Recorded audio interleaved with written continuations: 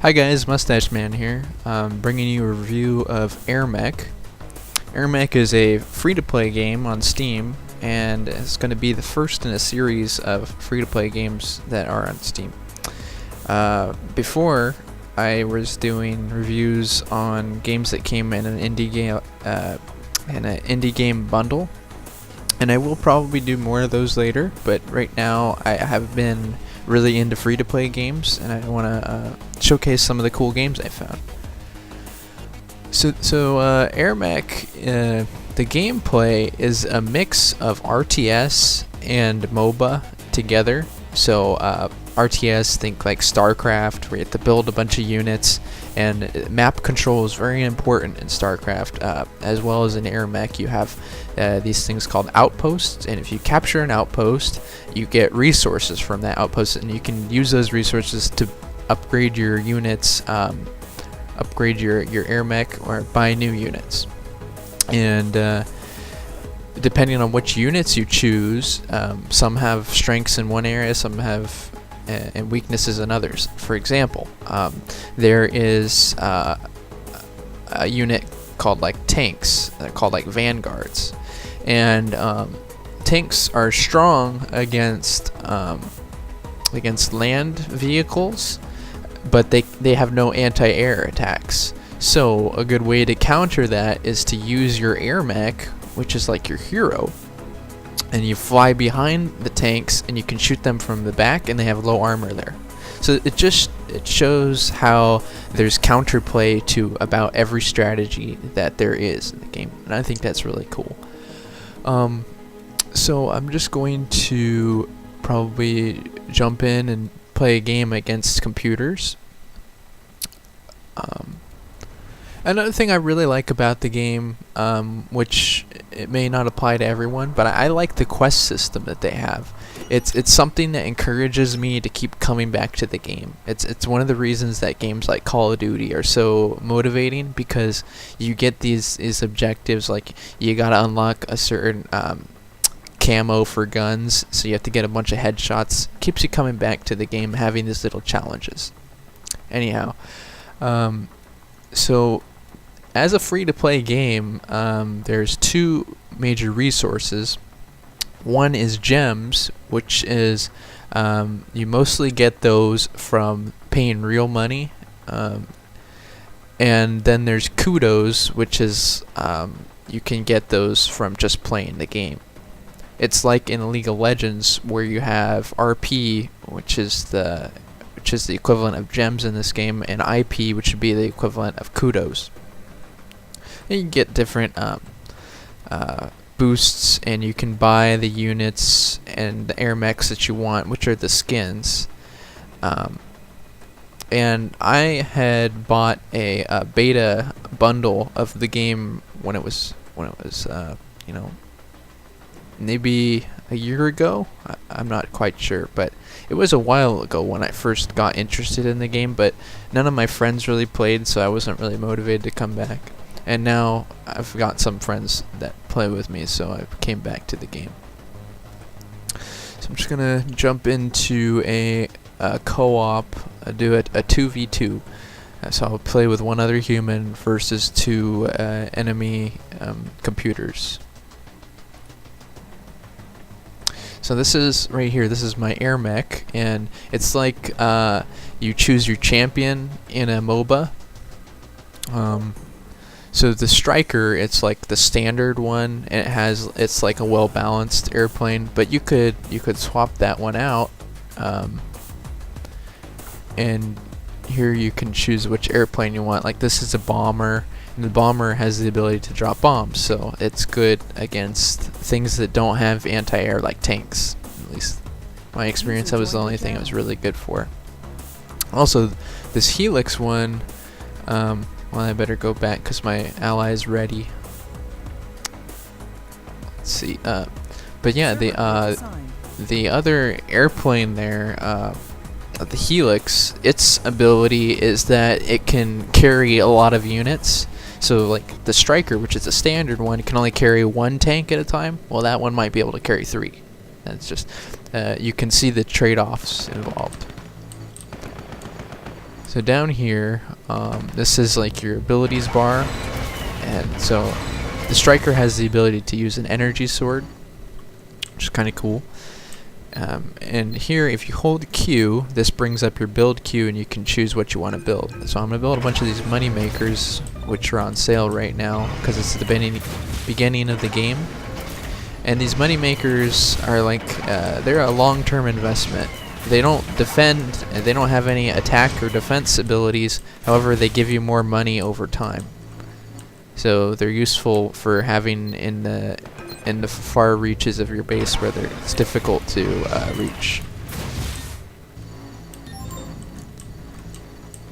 And this Huo guy, he's my ally, I guess. So to capture outposts, you need soldiers. You need like infantry. So you can't capture them. Oh, and Huo left the game. Well, hopefully I get another ally coming soon.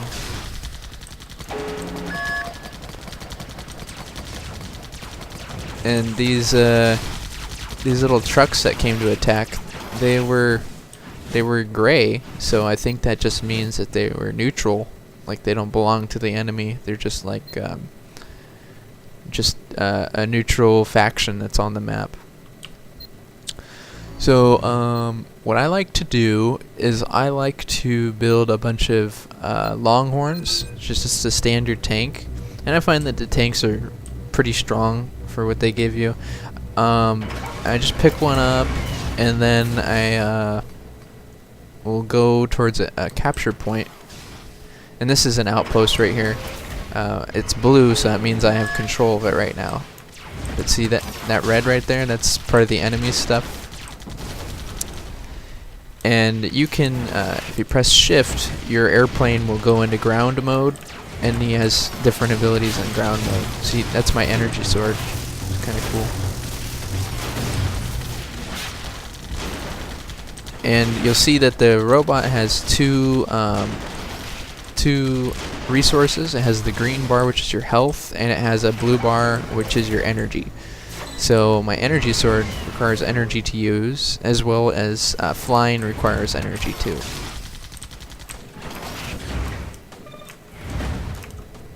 And you want to pick up your units and put them in position. So there's a lot of micro involved, like in StarCraft. I think a good way of looking at this game is comparing it to StarCraft, because I think that a lot of the skills that make someone good at StarCraft will make someone good at Airmech too. It's a lot of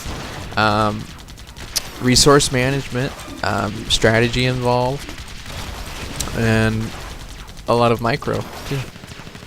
So you see, I leveled up, so now I have option to upgrade a bunch of abilities, so I'm gonna do that.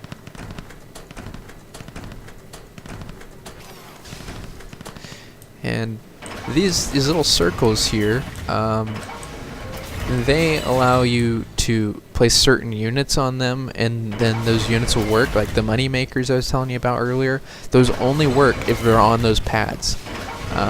But you could put a turret. I'll buy a turret and I'll put it on one of those pads, and then what it'll do is turrets work when they're not on the pads, but the benefit of being on a pad is it repairs it like automatically. Not super fast, but it repairs it. So it's good for holding a defensive position. And another cool thing about the game is these units that I have in my queue right now, they can be completely customized. I've seen people who have like a bunch of artillery, and then they play like a long range style, and I've seen people who get a super big tank, which is called a Devastator, and they just rush the Devastator, which costs like 48,000 resources. It's not really my style, but like I said, I like buying these tanks. They're so versatile, and then you use the tanks to push up and capture outposts. I don't like doing really cheesy stuff like some other people do, but I could see that would be fun and useful. Smacking away with my energy sword. You see that tank is blinking red, that means you're attacking a weak spot. So I was attacking it from behind, so I was getting a weak spot. I'm trying to shoot up that cliff. There we go. And all those tanks are over there, so they're not being useful. I gotta move them over here.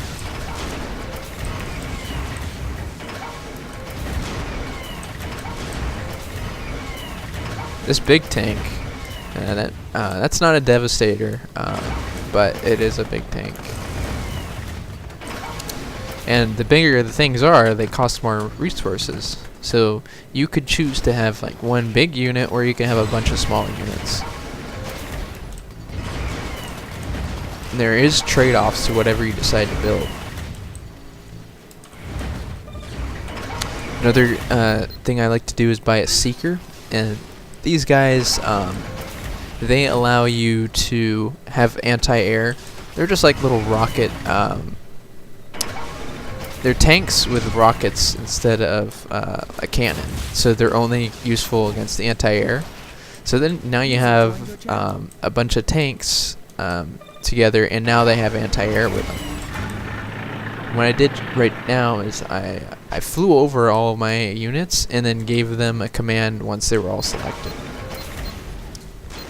You can build, like, another strategy I've seen people do is to build a ton of little trucks called jokers and just rush people. And I've seen it be very effective. There's so much versatility to possible strategies in this game. I think that's really cool. And I could really see this this game becoming popular with pros. User joined your channel. Another thing that's of note is that this game can be played on a browser. Like if you have a Chrome browser, you can play it through the browser. I'm pretty sure. Actually, I'm not sure if you can do it with other browsers than Chrome, but Chrome has an app for it, which makes it easier. And keep in mind, right now I'm playing against a computer. Playing against the real players is way more difficult and way more fun, really. Especially when you're playing with your friends together.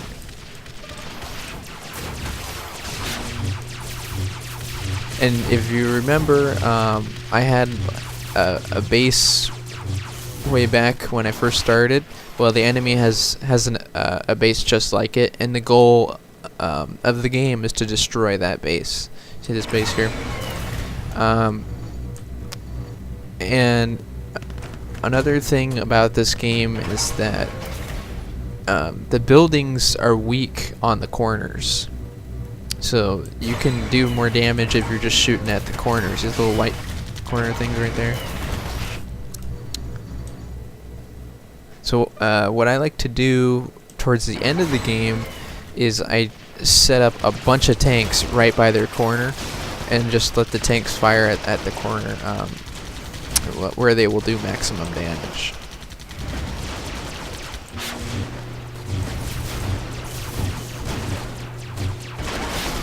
Other than this this style of game, there's also a challenge mode, which I enjoyed.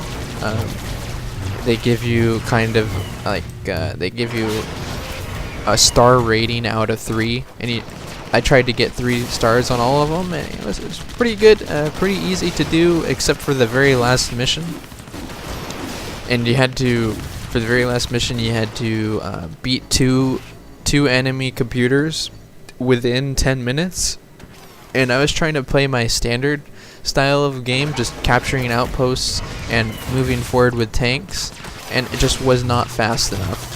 So I looked online for some strategies to beat it, and what they suggested is just rush with a bunch of tanks. So I mean, sometimes rushes are way more viable than playing standard. And I don't really like that, but like I said, that's not really my style, but I think that's cool that you can do that. There's different pilots that you can get, and pilots are kind of like specializations for your style. Like there's a pilot that will give you more combat damage, but it comes at the expense of something like your airspeed or your transform speed. Your transform speed is just like how fast you can become a robot and become an airplane. There's also things you can buy parts to upgrade or modify your airmech. And it's basically the same thing as pilots, just these are parts. So that you could buy a chest armor, and that will give you more damage resistance. But cost of it is your airplane will go slower, or perhaps you have less efficiency with air flight. That would mean like when you're flying, you use way more energy. Right now, I have an engine part which gives me air efficiency, and I like that.